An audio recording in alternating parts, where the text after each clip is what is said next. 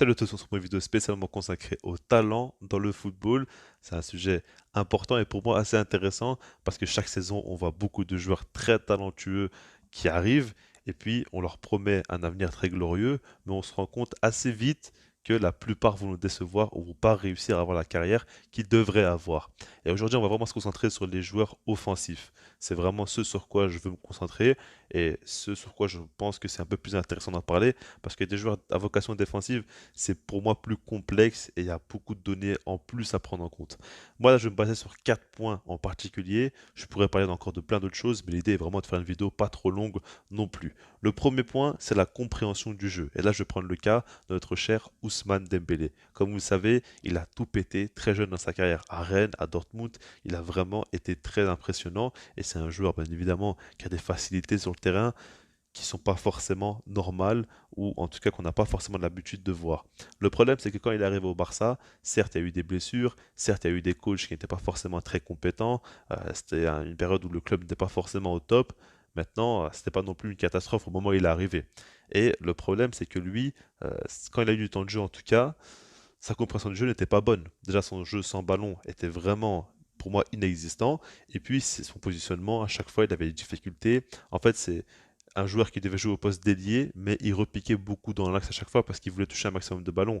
Et il n'arrivait pas forcément à faire des bons appels, à se faire trouver dans les bonnes situations. Et il voulait plus créer des différences balle au pied plutôt que essayer d'être le joueur libre qu'on va trouver assez facilement.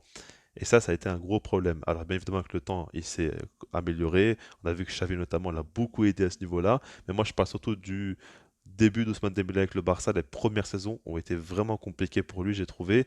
Et après, le problème, c'est que quand tu veux jouer comme ça, alors qu'il y a Lionel Messi dans l'équipe, c'est pas malin, quoi. Et c'est pas mis en évidence. Et on a vu qu'il a eu beaucoup de difficultés à ce niveau-là.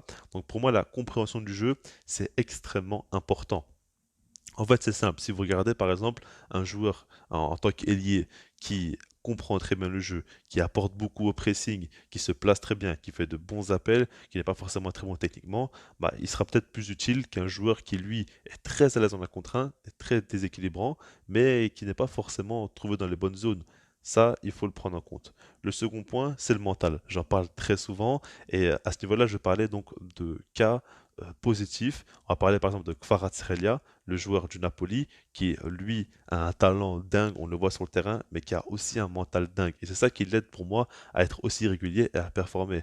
Parce que le gars ne dépend pas de son équipe, dans le sens où si jamais il y a un temps faible, c'est lui qui va quand même tenter de simplement passer le cap, d'essayer vraiment de se montrer encore plus et de proposer plus. Et dans ce cas-là, par exemple, je vois aussi Luis Diaz dans le même genre, qui est très talentueux, mais qui a un mental assez dingue. On voit que Liverpool, par exemple, cette saison, c'est pas facile pour eux, mais lui, à chaque fois, il n'est pas impacté, il fait ses matchs. Il arrive à faire de bons matchs alors que son équipe vraiment enchaîne les résultats très compliqués, avec pas mal de défaites.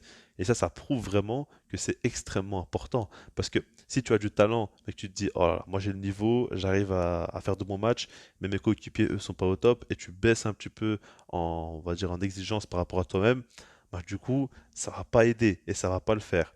Et ça, c'est très important. Mais après, pour moi, le mental, c'est tellement important dans tous les cas.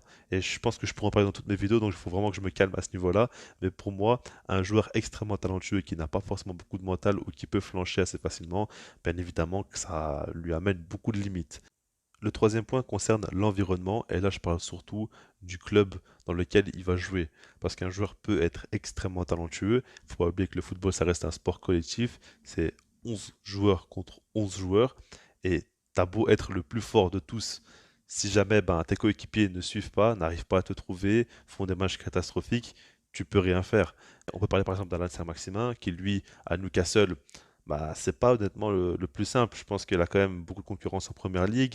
Et puis, je pense qu'un joueur comme lui, dans un plus gros club, peut vraiment viser bien plus haut. Après, il y a aussi le cas des joueurs qui sont pas forcément bien accompagnés par les coachs. Je pense notamment à Mbappé. Si on parle vraiment que du sportif de son côté, je pense qu'à part Thomas Tuchel, il n'a pas non plus connu de superbes coachs. Et imaginez par exemple qu'il soit coaché par Guardiola, par Jürgen Klopp, par Carlo Ancelotti. je pense clairement qu'il pourra beaucoup, beaucoup progresser. Et l'environnement fait que tout simplement tu peux viser plus haut et tu peux vraiment te concentrer sur le football. Et notamment par rapport à Mbappé, au PSG, bon, je dis pas qu'il n'est pas fautif, mais en tout cas au PSG, on sait très bien qu'il y a beaucoup de problèmes extrasportifs et tout n'est pas forcément tout net là-bas. Donc c'est pour ça que l'environnement peut vraiment beaucoup, beaucoup jouer. Le dernier point, bien évidemment, il est logique, c'est les blessures. Et là, on va prendre le cas d'Ansu Fati. Je pense que tout le monde est d'accord pour dire que son talent est assez dingue. Depuis qu'il a 16 ans, il impressionne l'Europe entière.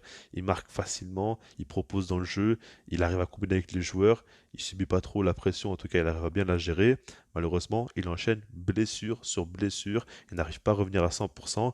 Et ben, dans ce cas-là, tu peux avoir le talent que tu veux, tu peux avoir l'environnement, tu peux avoir le mental, tu peux avoir la compréhension du jeu, bah, tout ça, ça ne sert à rien. Bien évidemment, si tu es blessé, tu peux pas exercer ton métier et donc tu peux pas viser les objectifs que tu t'es fixés, tout simplement. Donc, il y a une part, bien évidemment, de réussite dans la carrière d'un footballeur. Après, on peut parler aussi de l'hygiène de vie, etc. Il y a plein de points à prendre en compte, comme par exemple Ousmane Dembélé, qui avait avoué qu'au début, quand il est arrivé au Barça, il n'avait pas forcément une bonne hygiène de vie. Il dormait assez tard, il jouait à la PlayStation, il se nourrissait pas forcément très bien. Bien évidemment que ça n'aide pas, mais des fois, il y a des joueurs qui, eux, ont une bonne hygiène de vie, mais quand même se blessent régulièrement. Donc voilà, dites-moi vous ce que vous en pensez par rapport à tous ces points-là. Et puis sinon, moi, je vous dis peace.